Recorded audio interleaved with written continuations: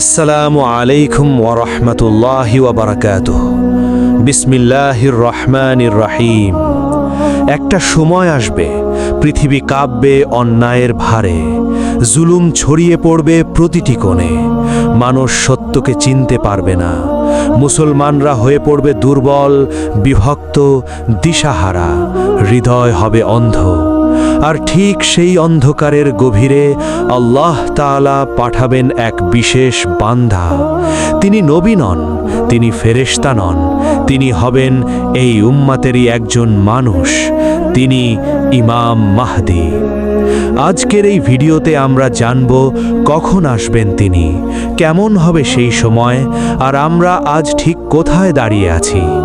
কিয়ামতের আগে আসবে বড় বড় আলামত।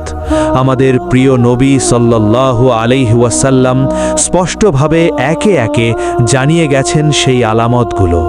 আর সেগুলোর মধ্যে অন্যতম গুরুত্বপূর্ণ একটি আলামত হলো ইমাম মাহদীর আগমন। অনেকে এ বিষয়ে বাড়িয়ে বলে, অনেকে অবহেলা করে, কিন্তু আজ আমরা কথা বলবো শুধু কোরআন ও সহিহ হাদিসের আলোকে। কোনো দুর্বল বর্ণনা নয়, কোনো অতিরঞ্জন নয়, শুধু সেই সত্য যা আমাদের ঈমানকে নাড়িয়ে দেবে। রাসূলুল্লাহ সাল্লাল্লাহু আলাইহি ওয়াসাল্লাম সতর্ক করে গেছেন, শেষ যুগ সহজ হবে না, ঈমান দুর্বল হবে, অন্যায় বাড়বে, সত্য লুকিয়ে যাবে। আল্লাহ তাআলা কোরআনে ঘোষণা দিয়েছেন, স্থলে ও জলে বিপর্যয় ছড়িয়ে পড়েছে মানুষের কৃতকর্মের কারণে। সূরা রুম 30:41। আজ চারদিকে তাকান, অন্যায়, সুদ, ব্যভিচার, মিথ্যা, আর মুসলমানদের মধ্যে গভীর বিভক্তি। এই লক্ষণগুলো কি আমাদের জাগিয়ে তোলার জন্য যথেষ্ট নয়? সহিহ হাদিসে এসেছে, রাসূলুল্লাহ সাল্লাল্লাহু আলাইহি ওয়াসাল্লাম বলেছেন, মাহদী আমার বংশ থেকে হবে, ফাতিমার সন্তানদের মধ্য থেকে। সুনান আবু দাউদ, হাদিস নং 4288, সহিহ। তিনটি বিষয় এখানে স্পষ্ট। 1, তিনি নবী নন। 2, তিনি মানুষের মধ্য থেকেই হবেন।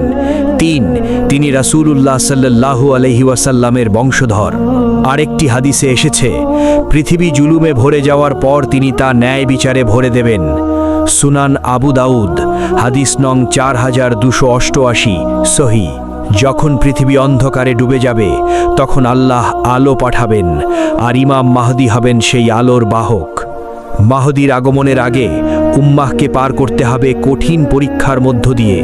রাসূলুল্লাহ সাল্লাল্লাহু আলাইহি ওয়াসাল্লাম বলেছেন, শেষ যুগে আমার উম্মাহ কঠিন বিপদের সম্মুখীন হবে। সুনান ইবনে মাজাহ, হাদিস নং 4082, সহিহ। মুসলমানদের মধ্যে বিভক্তি বাড়বে, নেতৃত্বে আসবে বিশৃঙ্খলা, মানুষ দৌড়াবে দুনিয়ার পেছনে, দ্বীনের ওপর অটল থাকা হয়ে উঠবে কঠিন। একটু নিজের দিকে তাকান, আমরা কি সেই সময়ের দিকেই এগিয়ে যাচ্ছি না? সহিহ হাদিস থেকে আমরা জানি, তার নাম হবে মুহাম্মদ বিন আবদুল্লাহ। সুনান আবু দাউদ, হাদিস নং 4288, সহিহ। তার কপাল হবে উঁচু, নাক হবে উঁচু। সুনান আবু দাউদ, হাদিস নং 4285, সহিহ। তিনি শাসন করবেন 7 বছর। তিনি প্রকাশ পাবেন মক্কায়, মানুষ তার হাতে বায়াত করবে কাবার পাশে। এমন একজন বিনয়ী মানুষ, যিনি নিজেকে নেতা মনে করেন না, কিন্তু আল্লাহ তাকে দায়িত্ব দেবেন। এখন সবচেয়ে গুরুত্বপূর্ণ প্রশ্ন, আমরা কি শুধু মাহদীর অপেক্ষায় বসে থাকব? রাসূলুল্লাহ শিখিয়েছেন, প্রত্যেক মানুষকে তার নিজের আমলের জন্য জবাবদিহি করতে হবে। আল্লাহ বলেন, প্রত্যেক প্রাণ মৃত্যুর স্বাদ গ্রহণ করবে। মাহদী আসার আগেই আমাদের চলে যেতে হতে পারে। কবর আমাদের খুব কাছে। আজ আমরা কি নিয়ে ব্যস্ত? টাকা, ক্যারিয়ার, দুনিয়ার প্রতিযোগিতা, আর আখেরাত?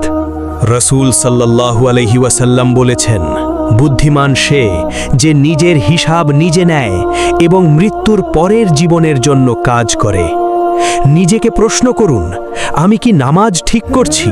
আমি কি হারাম থেকে বাঁচছি? আমার হৃদয় কি নরম? শেষ যুগের ফিতনা ভয়ঙ্কর। রাসূল সাল্লাল্লাহু আলাইহি ওয়াসাল্লাম বলেছেন, মানুষ সকালে মুমিন থাকবে, বিকালে কাফের হয়ে যাবে। এটা খেলনা নয়, এটা গল্প নয়, এটা আমাদের সামনের বাস্তবতা। আজ রাতেই সিদ্ধান্ত নিন, ফিরে আসুন আল্লাহর দিকে। নামাজ ঠিক করুন, হারাম ছেড়ে দিন, কোরআনের সাথে সম্পর্ক গড়ুন, অন্তর পরিষ্কার করুন। কারণ মাহদির সময়ের মানুষ হতে হলে আজ থেকেই নিজেকে বদলাতে হবে। হে আল্লাহ, আমাদের হৃদয়কে হেদায়ত দান করুন, ফিতনার সময় আমাদের নিরাপদ রাখুন, সত্যের ওপর অটল রাখুন। যদি ইমাম মাহদির যুগ পাই, তার সঠিক অনুসারী বানান, আর যদি সেই সময় না পাই, ঈমানের সাথে মৃত্যু দান করুন। আমিন।